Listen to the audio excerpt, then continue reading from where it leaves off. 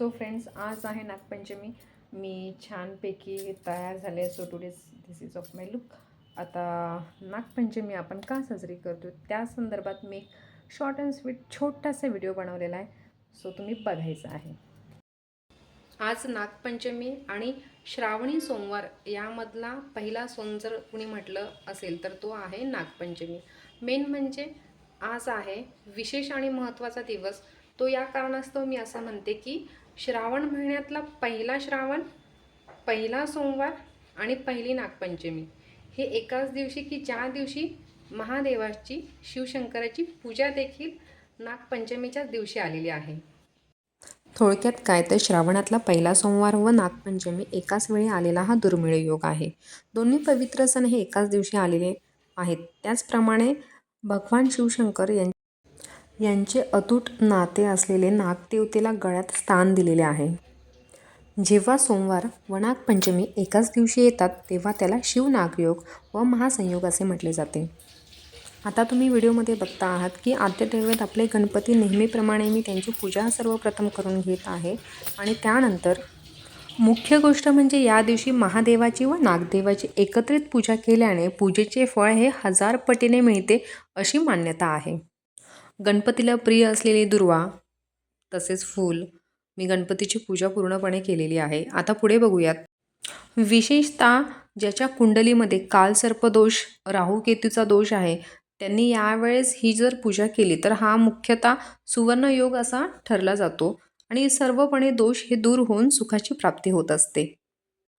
पूजा पुढे कशा प्रकारे केली पाहिजे त्याचा विधी हे मी सविस्तर तुम्हाला या व्हिडिओच्या मार्फत सांगणार आहे.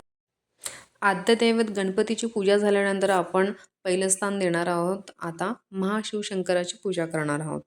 तर मग मी महाशिवशंकराची पिंड, शिवलिंग हे मी घेणार आहे. आणि त्याच जोडीला हे पूजा मुख्य कारण करण्यामागे त्यातून आपल्याला काय प्राप्त होतं ते म्हणजे आरोग्यप्राप्ती, धनधान्य, पुत्रप्राप्ती, संकट निवारण, सौभाग्यप्राप्ती, सुखशांती इत्यादी सर्व गोष्टींचं निवारण होतं. तुम्हाला या सगळ्या गोष्टी प्राप्त होत असतात.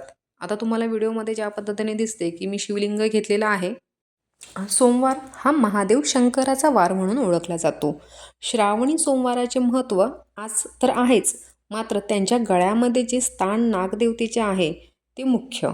श्रावण म्हटलं की पहिला सण हा नागपंचमीचा असतो. श्रावणातला हा सण नागपंचमी हा म्हणजेच श्रावण महिन्यातील शुक्ल पक्षातल्या 5व्या दिवशी साजरा केला जाणारा सण. यामध्ये नागाची पूजा यास विशेष महत्त्व आहे. आत्ता तुम्ही बघता आहात की मी सर्वप्रथम एक अभिषेक करते आहे.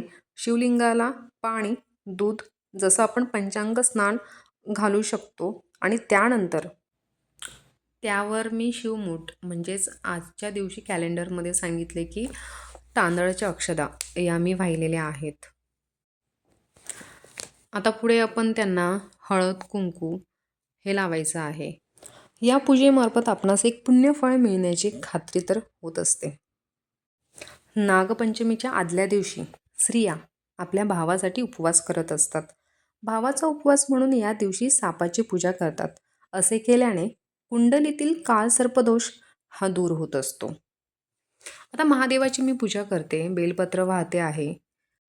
नागपंचमीचा हा सण म्हणजेच कालसर्पदोष व पितृदोष निवारण करण्यासाठी उत्तम दिवस मानला जातो. अक्षय पुण्यप्राप्ती होते. महादेवाला बेलपत्र हे अतिशय प्रिय आहे. हे मी त्यावर वाहिलेले आहे. अभिषेक झाल्यानंतर मेन म्हणजे काय, महादेव, शिवशंकर व पार्वतीची विधिवत पूजा इथे पूर्ण होते. त्याच जोडीला आपण त्यानंतर जी नागदेवतेची पूजा करणार आहोत, जे मुख्यतः म्हणजे श्रावणातल्या सोमवारी ही जी पूजा म्हणजे सोमवार हा महादेवाचा एक वार येतो. महादेव शिवशंकर यांना पांढरा रंग हा अतिशय प्रिय असून मी त्यांना कापसाची एक वस्त्रमाळ म्हणून वस्त्र धारण केलेले आहे. त्याचबरोबर त्यांना पांढऱ्या कलरची कुठल्याही पद्धतीची फुलं तुम्ही वाहिली तरीसुद्धा चालत असतात. नागपंचमीची पूजा करत असताना या दिवशी तुम्ही महामृत्युंजय मंत्राचा जपसुद्धा करू शकता. पहिला सोमवार जो श्रावणी सोमवार शिवशंकराचा रुद्राभिषेक करणे खूप फायदेशीर ठरते. तसेच मुळात दोन्ही गोष्टी एकाच दिवशी असलेला हा दुग्ध शर्करा दुर्मिळ योग आहे. यापेक्षा मोठं काय असू शकतं.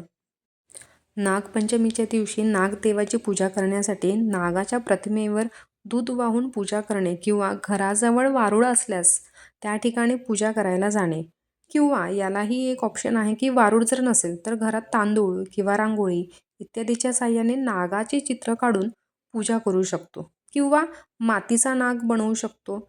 आणि हे जमलं नाही तर नागपंचमीचा कागद तुम्हाला बाजारामध्ये उपलब्ध असतो, तो आणायचा आणि या कागदावर नागपंचमीचे चित्र आहे त्यावर तुम्ही हळद कुंकू वाहू शकता, पूजा पूर्णपणे करू शकता. किंवा नाही जमल्यास तर तुम्ही एखादा कोरा कागद घेऊन नागाचे चित्र वगैरे काढले तरी देखील तुमची पूजा होऊ शकते. तुम्ही बघा व्हिडिओमध्ये तुम्हाला दिसले की मी त्यावर दुर्गा तसेच आखाड्याच्या पानांचा हार बनवून मी त्यास लावलेला होता. असे म्हणतात की नागाची पूजा नागपंचमीच्या दिवशी केल्याने नाग किंवा जसे आपण साप चावण्याची भीती नसते. सापांना दुधाने अभिषेक, अंघोळ केल्यास, पूजा केल्यास म्हणजे अशा पद्धतीने पूजा केल्यास अक्षय पुण्य प्राप्त होण्याची शक्यता असते. कालिया नागाचा पराभव करून यमुना नदीच्या पात्रातून भगवान श्रीकृष्ण सुरक्षित वर आले. तेव्हापासून नागपंचमीची ही प्रथा सुरू झाली असे मानले जाते शास्त्रामध्ये. श्रावणातली काही व्रते ही स्वतःसाठी किंवा कुटुंबियांसाठी सुद्धा फायदेशीर ठरत असतात. ज्यांना कुणाला श्रावणातील 16 सोमवार हे व्रत करायचे असल्यास श्रावणातल्या पहिल्या सोमवारापासून सुद्धा तुम्ही सुरुवात करू शकता. नागपंचमीच्या दिवशी खास करून स्त्रियांनी या गोष्टी टाळल्या पाहिजेत, ती म्हणजे लोखंडाची भांडी न वापरणे, त्याचबरोबर तवा गॅसवर नाही ठेवणे किंवा विळीचा वापर न करणे. एखाद्या वस्तू म्हणजे भाजीपाला किंवा काही जे असेल ते त्या वस्तू विळीने कापू नये किंवा एखादे पदार्थ तळू नयेत, या गोष्टी पाळल्या पाहिजेत. शेतकऱ्यांनी जमीन नांगरू नये, यामागे कारण म्हणजे नागदेवता हा उंदरांचा नायनाट करत असतो आणि शेतकऱ्यांच्या शेतीचे जमिनीचे रक्षण करत असतो, म्हणून त्या दिवशी किमान या गोष्टी पाळल्या पाहिजेत.